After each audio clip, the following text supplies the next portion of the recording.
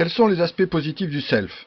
Au niveau de la récréation des élèves, on note une augmentation avec un passage de 30 minutes à 60 minutes. Au niveau de la cantine, une diminution du stress et de la fatigue des agents, une augmentation du calme des enfants, un suivi des plats et des quantités consommées par enfant, ainsi qu'une diminution des déchets.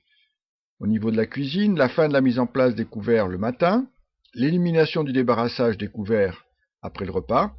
Concernant la responsabilité de la commune, on passe d'un ratio de surveillance cantine-enfant de 1 à 52 à 1 à 30. 7 sur 10, c'est la note qu'attribuent les enfants à leur cantine, selon une étude publiée aujourd'hui. Des élèves plutôt contents donc de leur réfectoire, même si tout n'est pas parfait.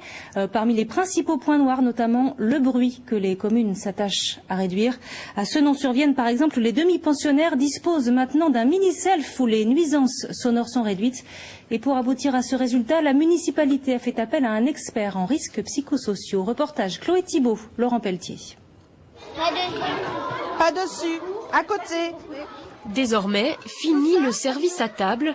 Ici, les élèves choisissent ce qu'ils mettent dans leurs assiettes. Un self, comme les grands, qui ravit les enfants. C'est mieux, au moins tu te sers tout seul, tu peux en prendre autant que tu veux. Si on veut un dessert, on prend un dessert. Si on veut un fromage, on prend un fromage, etc. Comme le grand. Oui, voilà. Comme au collège à peu près. Plus d'autonomie pour les petits et pour le personnel de cantine, plus de convivialité. Ils viennent se servir les uns après les autres. On les connaît tous, donc le petit mot de gentillesse, le petit bonjour. On est plus dans le service quand même, mais on n'est pas, on est détendu pendant tout le service, c'est agréable, oui.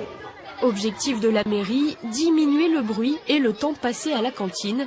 Cette démarche est issue d'une obligation légale, le document unique de sécurité. Il ne s'agit pas de simplement considérer que la sécurité, c'est les maladies professionnelles, l'accident du travail. C'est tout ce qui est risques psychosociaux.